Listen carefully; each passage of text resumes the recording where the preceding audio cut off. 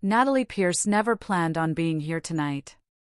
The concert ticket had been sitting for weeks in the cluttered drawer of her small kitchen, wedged between expired coupons, broken pens, and the worn menus of places she hadn't ordered from in years.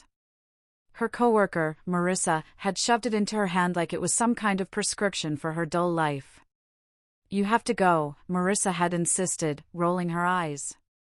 "You can't spend every Friday night watching documentaries about penguins migrating or crime shows from the 90s. Seriously, Nat, you need to remember how to be human." Natalie had laughed at the time, but Marissa didn't let it go.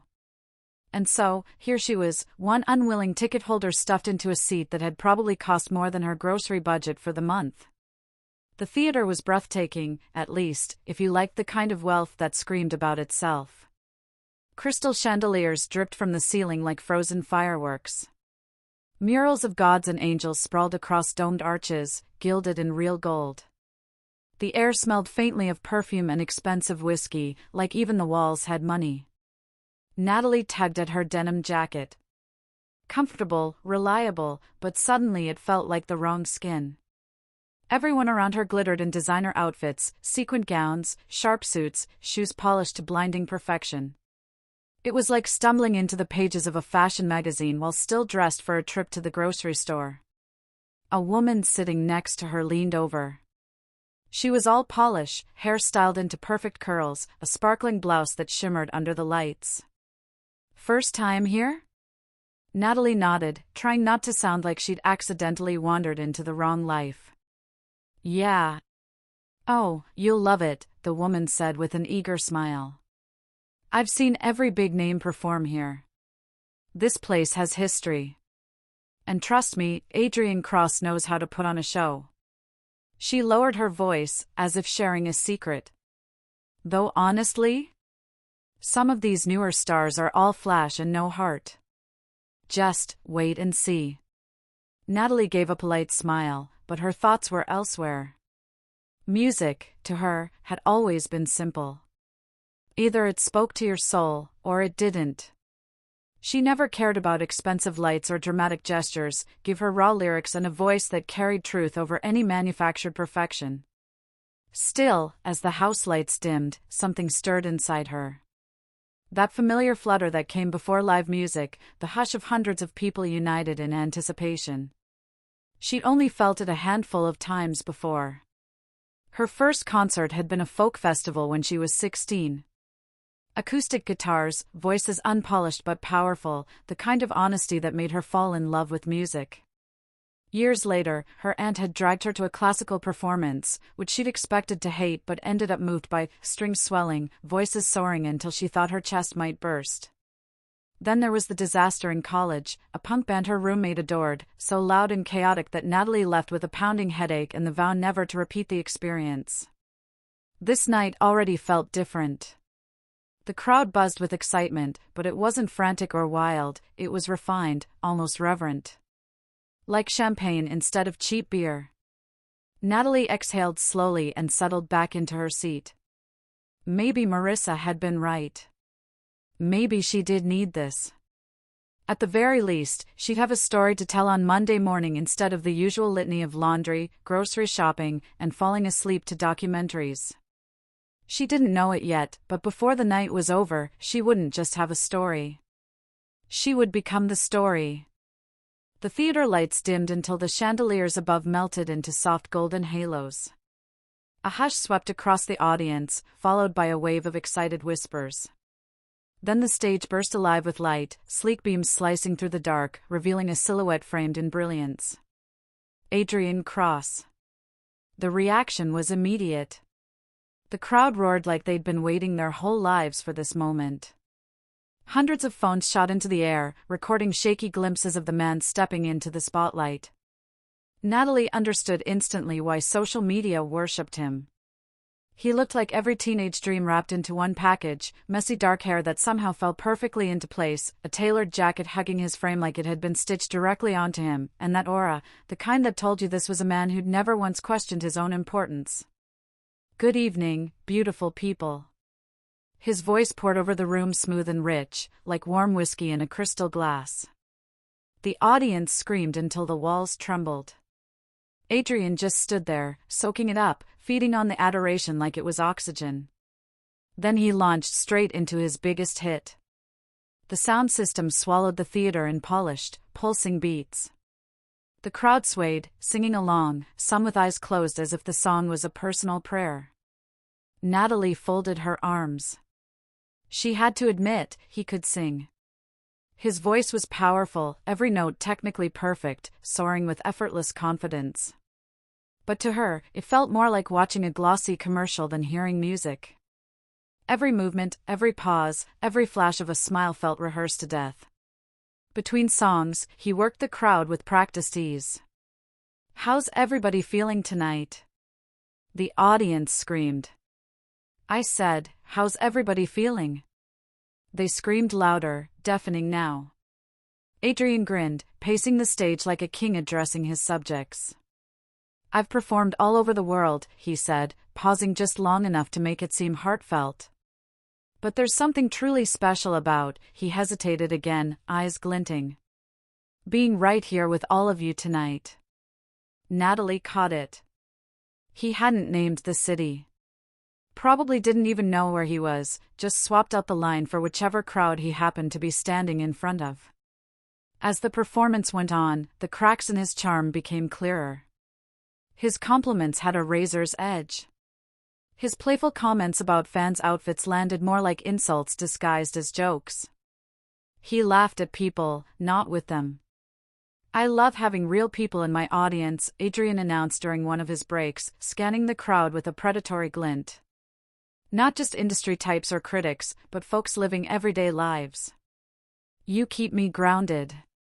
Remind me why I do this." The words sounded right. The tone didn't. Natalie shifted uncomfortably. She knew fake friendliness when she heard it. She'd worked enough customer service jobs to recognize the same condescension, dressed up in charm, but rotten underneath.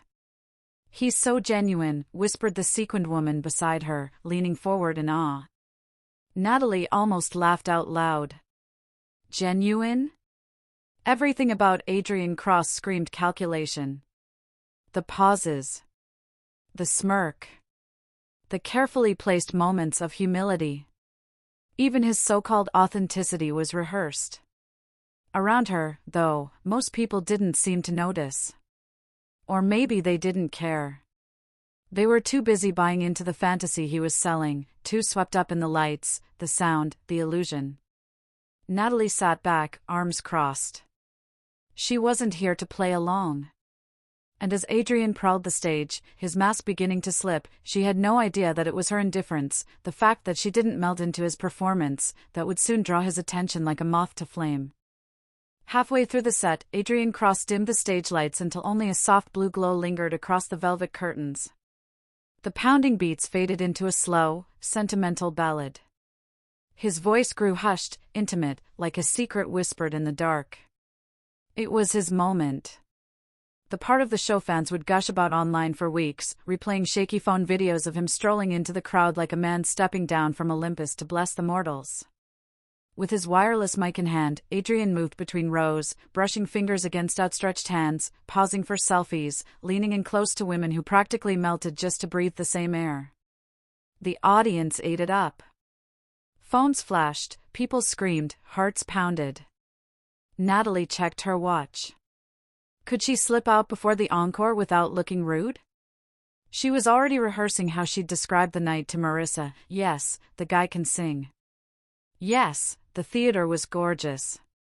No, I didn't faint from excitement. And then it happened. Adrian's eyes swept the rows until they landed on her.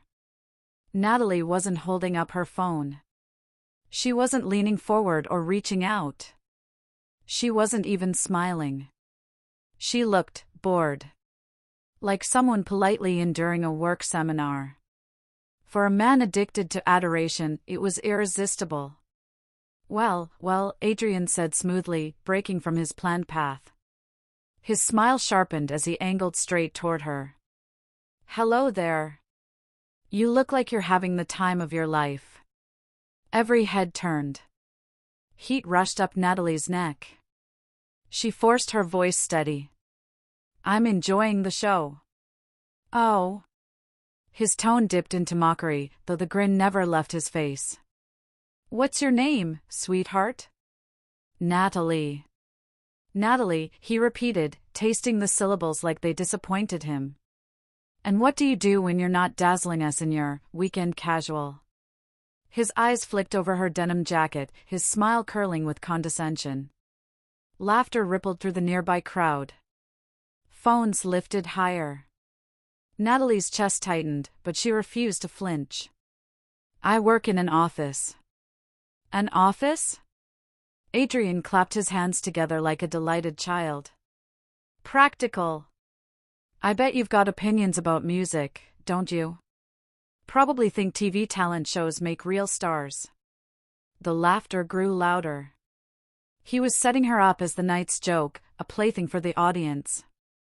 Natalie's jaw tightened. She was shaking inside, but her voice stayed calm. I think good music speaks for itself. And I think real talent doesn't need to tear people down to shine. A few people nearby murmured approval.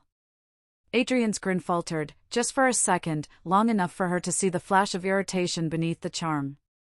Well, looks like we've got a philosopher in the house, he said, voice dripping with false enthusiasm. Then, louder so the whole theater could hear, tell you what, Natalie from the office. Since you've got such strong opinions, why don't you come up here and show us?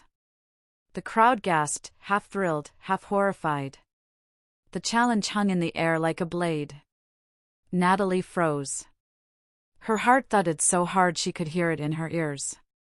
Every instinct screamed to shrink back, disappear into her seat, let the moment pass. But another part of her, a part she hadn't listened to in years, rose up. The part tired of people like Adrian Cross, men who used power to make others feel small. She stood. Slowly. Steadily. You know what, she said, her voice clearer than she expected. Sure. Why not? The theater erupted. Some cheered encouragement, others eagerly waiting for the spectacle of her failure. Phones angled like weapons, ready to capture every second of humiliation. But as Natalie began her walk toward the stage, something strange happened. The noise around her dulled, fading into a low hum. Her footsteps sounded louder than the music had minutes before.